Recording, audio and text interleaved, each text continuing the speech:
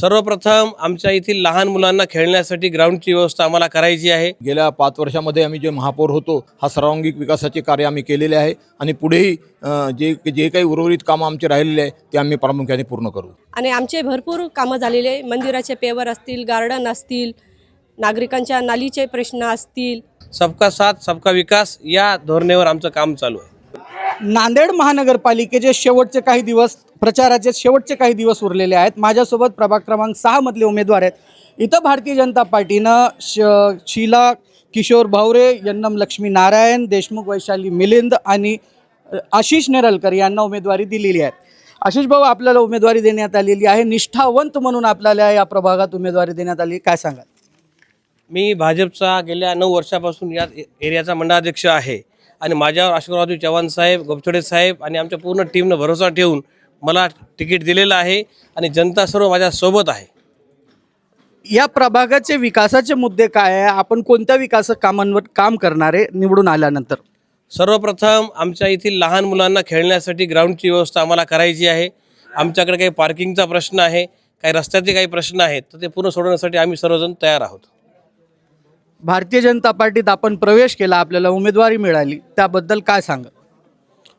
मग खरं तर मला वेळेवरच उमेदवारी भेटली आणि आता येणारा काळ मला खूप कमी पडलेला आहे आणि गेल्या 5 वर्षामध्ये आम्ही जे महापौर होतो त्या महापौरच्या कार्यकाळामध्ये आम्ही छत्रपती शाहू महाराजांचा पुतळा असो, तसंच सावित्रीबाई फुलेंचा पुतळा असो, महात्मा फुलेचा पुतळा असो, हा सर्वांगीण विकासाचे कार्य आम्ही केलेले आहे आणि पुढेही जे काही उर्वरित कामं आमचे राहिलेले आहे ते आम्ही प्रामुख्याने पूर्ण करू।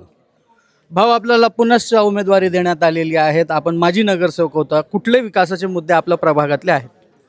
आमच्या प्रभाग 6 मध्ये एक मोठा मुद्दा म्हणजे एक पावसाळ्यामध्ये पाणी पडल्यावर ते वर्कशॉपपासून ते मोहर चौकापर्यंत जो पाणी येतो तो सोडवण्याचा आम्ही प्रयत्न करणार आहोत।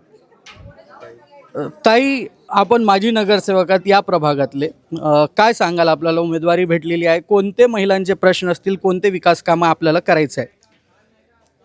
मी मागील 10 वर्षापासून माझी नगरसेविका आहे आणि आमचे भरपूर कामं झालेले, मंदिराचे पेवर असतील, गार्डन असतील, नागरिकांच्या नालीचे प्रश्न असतील, ड्रेनेजचे असतील किंवा रोडचे, लाईटचे, हे मागच्या 10 वर्षांमध्ये आम्ही म्हणजे आमच्या पद्धतीने जेवढे होतील तेवढे आम्ही कामं केलेली आहेत।